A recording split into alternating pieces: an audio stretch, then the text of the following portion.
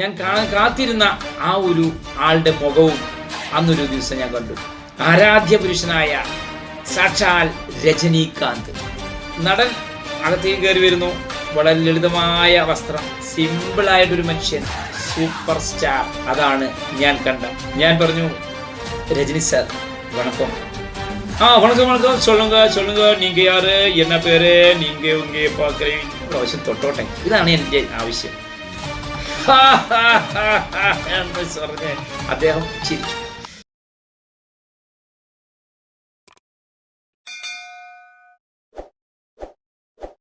പ്രിയമുള്ളവരെ, നമസ്കാരമുണ്ട്. ഞാൻ രാധാകൃഷ്ണൻ നമ്പൂതിരിപ്പാടാണ്, നിലമ്പൂരിൽ നിന്നാണ്. പ്രിയമുള്ളവരെ, ഇന്ന് നമ്മുടെ അനുഭവ കഥ അല്ലെങ്കിൽ ആത്മകഥ. ഇന്നത്തെ വിഷയം എല്ലാവർക്കും പ്രിയങ്കരനായ,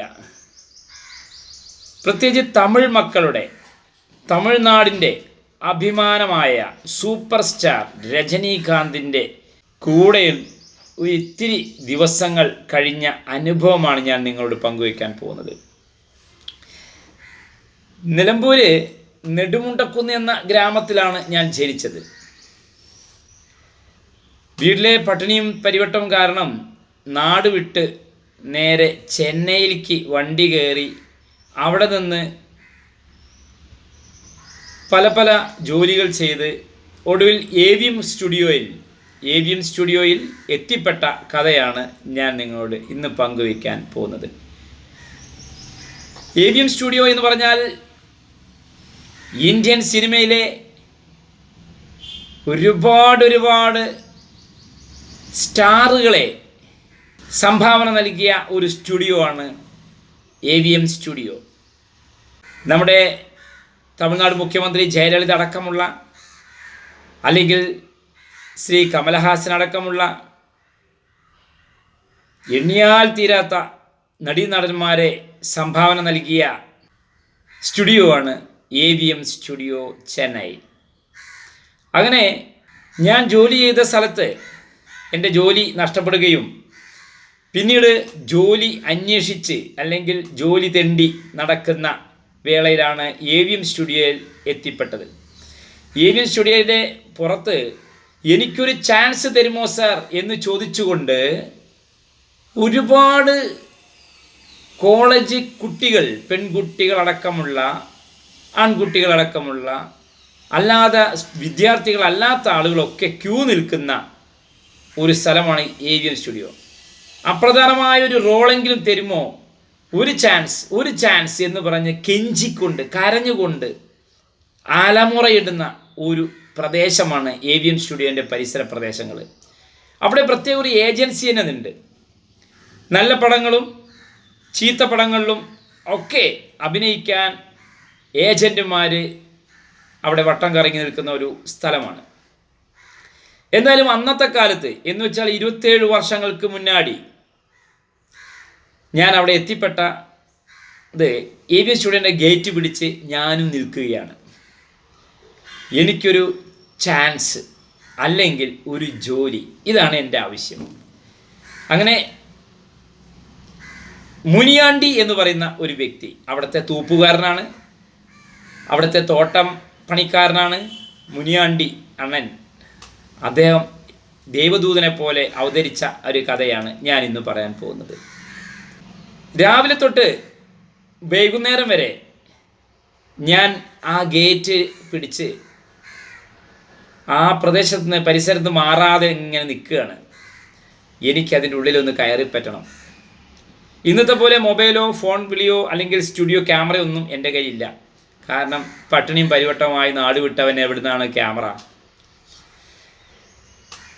ചുരുക്കത്തിൽ എവിഎം സ്റ്റുഡിയോയിലെ ഗേറ്റിന് മുമ്പിൽ ഇങ്ങനെ കയറി കാത്തു കെട്ടിങ്ങനെ നിൽക്കുന്ന എന്നെ ഒടുവിൽ എന്തോ സഹതാപം കൊണ്ടായിരിക്കാം ആ മുനിയാണ്ടി, ഏണ്ടാ യാർ നീ എങ്കെന്ത് വരേ, എതുക്ക് ഇങ്ങ നിൽക്കറേ എന്ന് ചോദിച്ചോ. അപ്പം ഞാൻ പറഞ്ഞു, അണ്ണാ മன்னிക്കണം, വണക്കം, என் பேர் ஷாம் சுந்தராக்கும், ராதாகிருஷ்ணன் நம்பூதிரிப்பாடு, புதுவாதியார் மடம் கொட்டாரம்.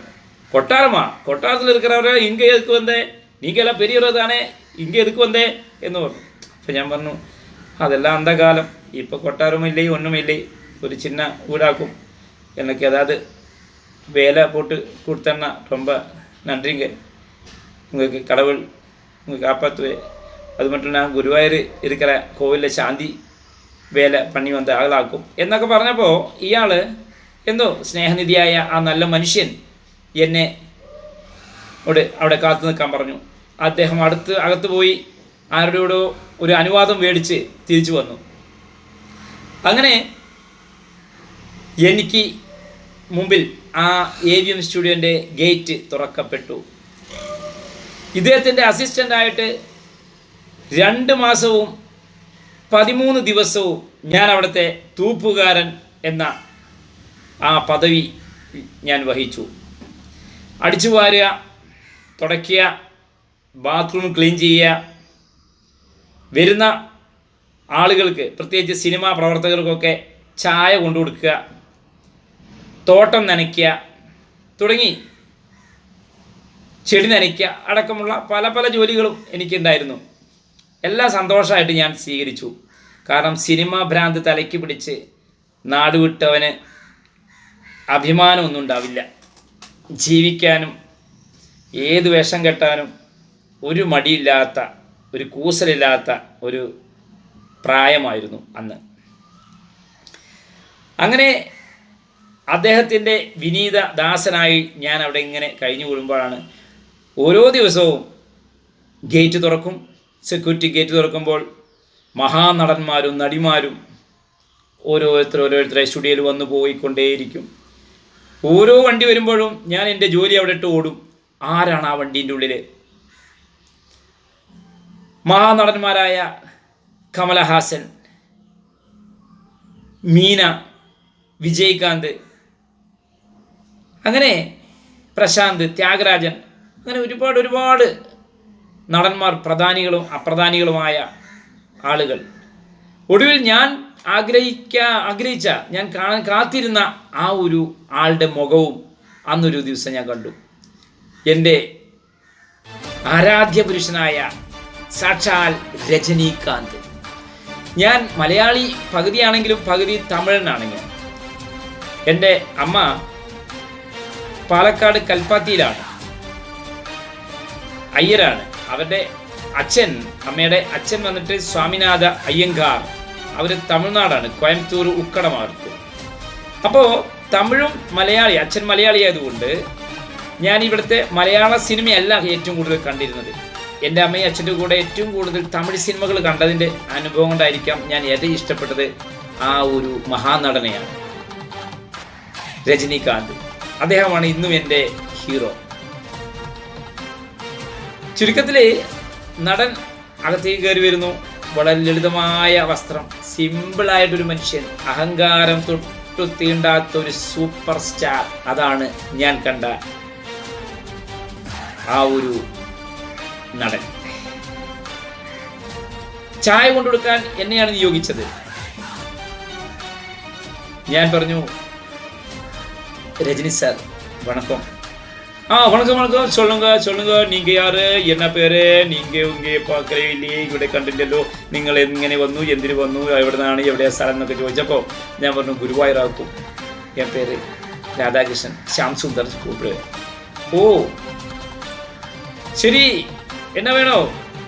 ഒന്നും വേണ്ട, ഉങ്ങളെ ഞാൻ ഒന്ന് തൊട്ടോട്ടെ, ഞാനൊന്ന് ഒരു പ്രാവശ്യം തൊട്ടോട്ടെ, ഇതാണ് എൻ്റെ ആവശ്യം എന്ന് പറഞ്ഞ് അദ്ദേഹം ചിരിച്ചിട്ട് അദ്ദേഹം എൻ്റെ കൈ ഇങ്ങനെ കാട്ടി, അദ്ദേഹത്തിൻ്റെ കൈ. ഞാൻ അദ്ദേഹത്തിനെ തൊട്ടു, തോളിൽ അദ്ദേഹത്തിനെ ഒന്ന് കെട്ടിപ്പിടിച്ചു. അപ്പോൾ അയാൾ ചിരിച്ചും കൊണ്ട്, ശരി, എനിക്ക് ഉന്നെ ரொம்ப പിടിച്ചെടുക്ക്, ഒരു കാര്യം പറയട്ടെ, നീ ഒരു കാര്യം ചെയ്യ്, എൻ്റെ കൂടെ വരിക എന്ന് പറഞ്ഞു. എൻ്റെ കൂടെ വരുന്നുണ്ടോ? ഞാൻ ഉടനെ, സാർ ഒരു നിമിഷം രജനി സാർ എന്ന് പറഞ്ഞു ഓടിപ്പോയി എൻ്റെ പ്ലാസ്റ്റിക് കവർ, നിലമ്പൂർ ജയന്തി ഫാബ്രിക്സിൻ്റെ ഒരു കവറാണത്.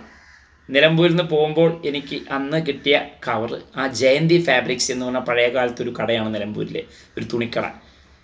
അപ്പോൾ ആ കവറിലാണ് എൻ്റെ തുണികളും എൻ്റെ മുഷിഞ്ഞ വസ്ത്രങ്ങളും കാര്യങ്ങളൊക്കെ ഉള്ളത്. എന്തായാലും ഈ മുനിയാണ്ടി സാറിൻ്റെ അല്ലെങ്കിൽ മുനിയാണ്ടി അണ്ണൻ്റെ അനുഗ്രഹത്തിലെ സഹായത്തോടെ ഞാൻ അതിൻ്റെ ഉള്ളിലേക്ക് കയറി പറ്റുകയാണ്. അദ്ദേഹത്തിൻ്റെ കൂടെ ഞാൻ അവരുടെ വീട്ടിലെ ജോലിക്കാരനായിട്ട് സഹായിയായിട്ട് ഞാൻ പോവുകയാണ്. വലിയ വലിയ നടന്മാരും വലിയ വലിയ അതിഥികളൊക്കെ കയറി വരുന്നൊരു സ്ഥലമാണ് രജനീകാന്ത് സാറിൻ്റെ. വടപ്പളനിയിലാണ് അദ്ദേഹത്തിൻ്റെ വീട് അന്ന്. വടപ്പളനി അദ്ദേഹത്തിൻ്റെ വീട്ടിലെ ഒരു സാധാരണ ഒരു ജോലിക്കാരനായിട്ട് ഞാൻ സഹായിയായിട്ട്, എനിക്ക് കൂടുതലൊന്നും അർഹിക്കുന്നില്ല, ഞാൻ അതിനുള്ള യോഗ്യനല്ല. കാരണം പേരും പ്രശസ്തിയും മാത്രമേ ഉള്ളൂ. പണമില്ലാത്തത് കൊണ്ട് നമ്മൾക്ക് അത്രയ്ക്ക് വലിയ യോഗ്യതയൊന്നും ഉണ്ടാവില്ല. ഏതൊരാൾക്കും പണമാണ് ഏറ്റവും പ്രധാനമെന്ന ഒരു തിരിച്ചറിവ്. എന്തായാലും അദ്ദേഹത്തിൻ്റെ സ്നേഹം, ആ കാരുണ്യം ഞാൻ ഒരുപാട് അനുഭവിച്ചു. അദ്ദേഹത്തിൻ്റെ സഹായം ഒരുപാട് പറ്റി. അങ്ങനെ ഞാൻ ഒരു 2 മാസക്കാലത്തേക്കാണ് എനിക്കവിടെ നിൽക്കാനുള്ള അനുവാദം ഉണ്ടായിരുന്നുള്ളൂ എന്ന് വേണമെങ്കിൽ പറയാം. കാരണം അവിടുത്തെ തോട്ടം നനയ്ക്കലും അവിടത്തേക്ക് വേണ്ട സാധനങ്ങൾ കൊണ്ടുവരലും അവരുടെ വണ്ടിയിൽ പോയി പച്ചക്കറികൾ സാധനങ്ങൾ കൊണ്ടുവരിക, ഇതൊക്കെയാണ് എൻ്റെ ചെറിയ ജോലികൾ. അവിടെയൊക്കെ ക്ലീൻ ചെയ്യാനും പുറംപണിയും അകമ്പണിക്കൊക്കെ ആളുകളുണ്ട്. അങ്ങനെ രജനി സാറിൻ്റെ കൂടെ ഒരു കുറച്ച് ദിവസം എനിക്ക് അദ്ദേഹത്തിൻ്റെ ആ വലിയൊരു വീട്ടിൽ, കാരണം വീടിൻ്റെ മുമ്പിൽ ഗേറ്റിന് മുകളിൽ സെക്യൂരിറ്റി ഉണ്ട്, അതും തോക്ക് പിടിച്ചത്. കാരണം അന്ന് അദ്ദേഹത്തെ ഏതൊരു സിനിമയിൽ എന്തോ ഒരു വലിയ വിവാദമായിട്ട് നിൽക്കുന്ന സമയമായിരുന്നു. അങ്ങനെ ഇദ്ദേഹത്തിൻ്റെ ആ ഒരു സ്നേഹം എല്ലാം അദ്ദേഹം എന്നോട് സംസാരിക്കും. അത് കുറച്ച് നേരം സംസാരിക്കുള്ളൂ. കാരണം AVN സ്റ്റുഡിയോയിൽ നിന്ന് കണ്ടുള്ള ആ ഒരു മതിപ്പും അല്ലെങ്കിൽ ആ ഒരു സ്നേഹവും ചിരിയും കളിയൊന്നും അങ്ങനെ കൂടുതൽ അദ്ദേഹത്തിന് പ്രകടിപ്പിക്കാൻ സാധിച്ചില്ല എന്ന് വേണമെങ്കിൽ പറയാം. അവിടുന്ന് അദ്ദേഹത്തിൻ്റെ ഡ്രൈവർ വിശ്വൻ എന്ന് പറയുന്ന ഒരു വ്യക്തിയുടെ കൂടെ കാറിൽ ജയലളിതയുടെ വീട്ടിലേക്ക് എന്തോ കുറച്ച് ഡോക്യുമെൻറ്റ്സ്, കാരണം ഏതൊരു ഭൂമിയുമായി ബന്ധപ്പെട്ടുള്ള ഡോക്യുമെൻറ്റ്സ് എത്തിക്കാൻ വേണ്ടി എന്നെ ആണ് ഏൽപ്പിച്ചത്. അപ്പോൾ എനിക്ക് നല്ല പുതിയ വസ്ത്രങ്ങൾ ഒക്കെ എനിക്ക് അദ്ദേഹം വാങ്ങി തന്നിരുന്നു, അദ്ദേഹത്തിൻ്റെ ഡ്രൈവർ മുഖാന്തരം. നല്ല വസ്ത്രം, അതുപോലെ താമസ സൗകര്യം എനിക്ക് ഏർപ്പെടുത്തി. കാരണം നെടുമുണ്ടക്കുന്ന് എന്ന് പറയുന്ന ചെറിയ ഗ്രാമത്തിൽ ഞങ്ങൾ താമസിച്ച സമയത്തൊന്നും ബെഡൊന്നുമില്ല. ഞങ്ങളുടെ വീട്ടിൽ ബെഡ് അല്ലെങ്കിൽ ബെഡ്ഷീറ്റ് അങ്ങനെയൊന്നുമില്ല. അന്ന് അച്ഛൻ ചാക്ക് കൊണ്ടുവരും ഞങ്ങളുടെ വീട്ടിലേക്ക്. ചാക്ക് എനിക്ക് പറയാനൊരു മടി നാണൊന്നുമില്ല കേട്ടോ. കാരണം നടന്ന സംഭവങ്ങൾ സത്യസന്ധമായി പറയുക എന്നതാണ് എൻ്റെ ധർമ്മം.